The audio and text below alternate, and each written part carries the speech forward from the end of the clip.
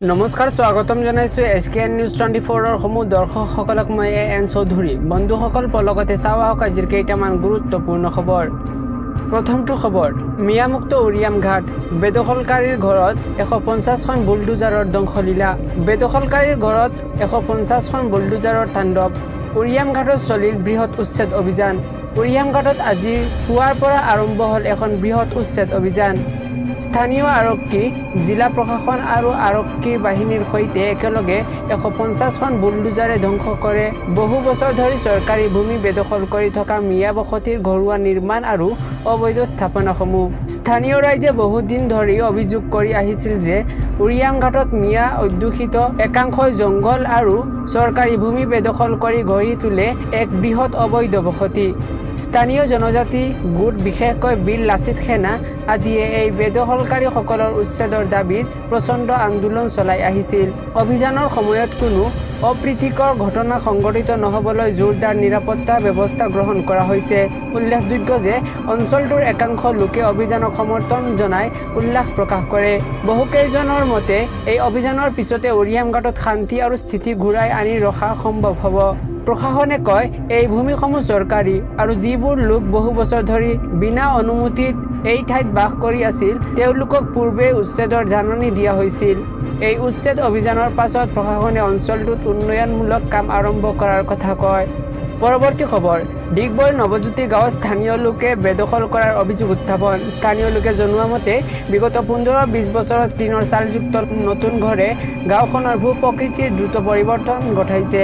ডিগবৈৰ পাৱৈ গাঁও পঞ্চায়তৰ অন্তৰ্গত নৱজ্যোতি গাঁৱত সন্দেহযুক্ত অবৈধ অনুপ্ৰৱেশকাৰীৰ বসতিৰ ক্ষেত্ৰত হঠাৎ আৰু অস্পষ্টভাৱে বৃদ্ধি পোৱাৰ অভিযোগ উত্থাপন হৈছে সতেজ উদ্বেগ। চুবুৰীয়া ৰাষ্ট্ৰ বাংলাদেশৰ পৰা অহা অবৈধ বেদখল আৰু সন্দেহযুক্ত বসতি প্ৰধান লোকৰ বিৰুদ্ধে অসম চৰকাৰে ৰাজ্যজুৰি অব্যাহত থকা দমন কাৰ্যসূচীৰ মাজতে এই ঘটনা সংঘটিত হৈছে।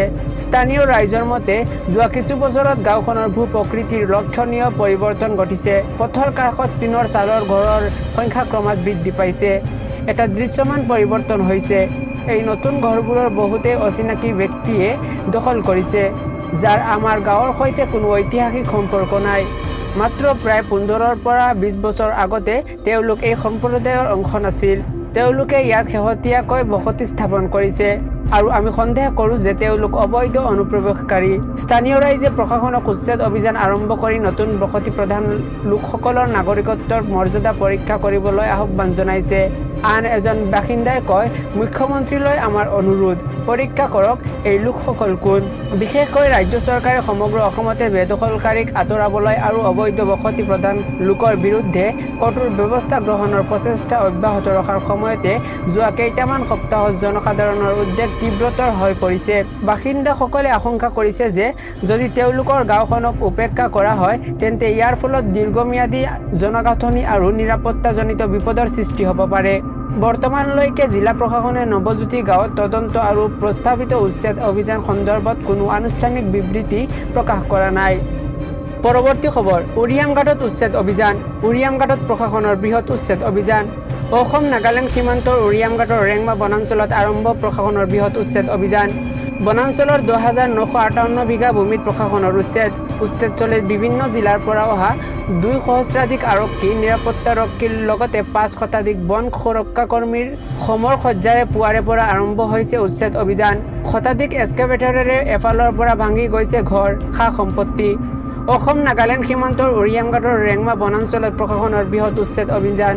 ৰেংমা বনাঞ্চলত অবৈধভাৱে বসতি কৰা 10,958 বিঘা ভূমিত উচ্ছেদ আৰম্ভ কৰিছে চৰকাৰ প্ৰশাসনে। অসম নাগালেণ্ড সীমান্তৰ ৰেংমা বনাঞ্চলত সন্দেহযুক্ত নাগৰিকে গঢ়ি তোলা 12খনকৈ গাঁৱৰ 2,648টা ঘৰ উচ্ছেদ কৰাৰ লক্ষ্য লৈছে প্ৰশাসনে।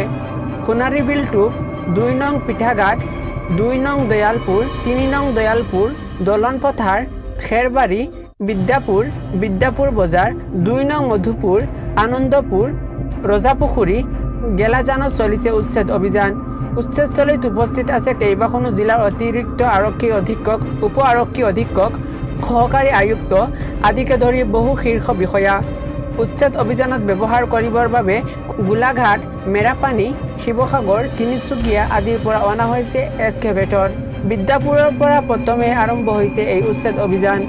দৰ্শকসকল আৰু বহুতো গুৰুত্বপূৰ্ণ খবৰ আছে তাৰ আগতে আপোনালোকক জনাও যে যদি আপোনালোকে এতিয়ালৈকে এইটো ভিডিঅ'ত লাইক কৰা নাই তেন্তে এতিয়াই লাইক কৰি লওক আৰু এনেকুৱা ধৰণৰ নতুন নতুন ভিডিঅ' পাবলৈ চেনেলটো ছাবস্ক্ৰাইব কৰি কাষত থকা বেল আইকনটো প্ৰেছ কৰিব যাতে যেতিয়াই মই যিবোৰ ভিডিঅ' আপলোড কৰোঁ তাৰ নটিফিকেশ্যন সকলোতকৈ আগত আপোনাৰ মোবাইলত যায় পৰৱৰ্তী খবৰ কিয় মাজতে স্থগিত ৰখা হ'ল অপাৰেশ্যন সিন্দুৰ অমিত শ্বাহে সংসদত দিলে উত্তৰ আজি লোকসভাত পেহেলগাম আক্ৰমণৰ পিছত প্ৰধানমন্ত্ৰী মোদীয়ে কিয় বিহাৰ ভ্ৰমণলৈ গৈছিল তাৰ প্ৰত্যুত্তৰ দিয়ে অমিত শ্বাহে আজি লোকসভাত দ্বিতীয় দিনৰ বাবে অপাৰেশ্যন সিন্দুৰ আৰু পেহেলগাম সন্ত্ৰাসবাদী আক্ৰমণক লৈ আলোচনা হয় সোমবাৰে এই বিষয়টোক লৈ সদনত আলোচনা আৰম্ভ হৈছিল সোমবাৰে লোকসভাত নিশা প্ৰায় 12 বজালৈ এই বিষয়টোক লৈ আলোচনা চলে লোকসভাত এই বিষয়ত 16 ঘণ্টা আলোচনা হ'ব সোমবাৰে প্ৰতিৰক্ষা মন্ত্ৰী ৰাজনাথ সিঙে এই আলোচনাৰ আৰম্ভণি কৰে এই আলোচনাত গৃহমন্ত্ৰী অমিত শ্বাহ আৰু বিদেশ মন্ত্ৰী এছ জয়শংকৰে অংশ লয় আজি লোকসভাত পেহেলগাম আক্ৰমণৰ পিছত প্ৰধানমন্ত্ৰী মোদীয়ে কিয় বিহাৰ ভ্ৰমণলৈ গৈছিল তাৰ প্ৰত্যুত্তৰ দি অমিত শ্বাহে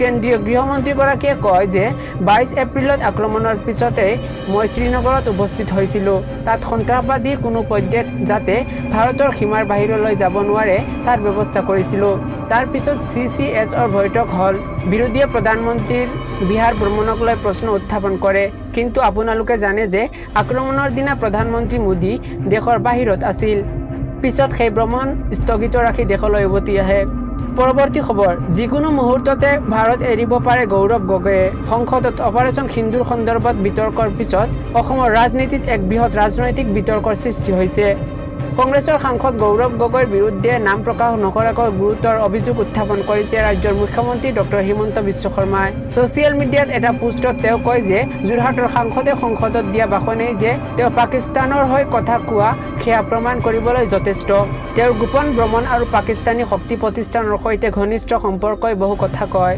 অসমৰ মুখ্যমন্ত্ৰী ডক্টৰ হিমন্ত বিশ্ব শৰ্মাই টুইটাৰৰ যোগে পোষ্ট কৰি কয় যে কালি যোৰহাটৰ সাংসদগৰাকীয়ে সংসদত দিয়া ভাষণে তেওঁ যে পাকিস্তানৰ হৈ কাম কৰি আছে সেয়া কোনো সন্দেহ অবিহনে প্ৰমাণ কৰিলে তেওঁৰ গোপন ভ্ৰমণ আৰু পাকিস্তানী প্ৰতিষ্ঠানৰ সৈতে ঘনিষ্ঠ সম্পৰ্কই বহু কথাই কয় পত্নী আৰু 2 সন্তানৰ বিদেশী নাগৰিকত্ব থকাৰ বাবে তেওঁ যিকোনো সময়তে ভাৰত এৰি যাব পাৰে তেওঁ অসমৰ বাবে বদনাম আৰু এজন গৌৰৱান্বিত ভাৰতীয় হিচাপে আমাৰ গৌৰৱৰ প্ৰতাৰক লোকসভাত কংগ্ৰেছৰ সাংসদ গৌৰৱ গগৈয়ে মোদী চৰকাৰক প্ৰশ্ন কৰে যে পেহেলগামৰ দৰে উচ্চ নিৰাপত্তা সম্পন্ন এলেকাত সন্ত্ৰাসবাদী কেনেকৈ প্ৰৱেশ কৰিলে তেওঁ কয় যে প্ৰতিৰক্ষা মন্ত্ৰী ৰাজনাথ সিঙে বহু কথাই কৈছিল কিন্তু আক্ৰমণৰ 100 দিনৰ পাছতো কিয় ধৰা নপৰিল সেই 5 সন্ত্ৰাসবাদী প্ৰতিৰক্ষা প্ৰস্তুতি আৰু চোৰাংচোৱা বিফলতা সন্দৰ্ভতো প্ৰশ্ন উত্থাপন কৰে গগৈয়ে ৰাফেলৰ দৰে বিমান হেৰুৱাৰ ওপৰত প্ৰশ্ন উত্থাপন কৰি গগৈয়ে কয় যে তেওঁ ৰাজনাথ সিংজীৰ পৰা জানিব বিচাৰে যে আমাৰ কিমানখন যুদ্ধ বিমান ধ্বংস হৈছে এই কথা কেৱল জনসাধাৰণৰ বাবে নহয় জোৱানসকলৰ বাবেও জনাটো গুৰুত্বপূৰ্ণ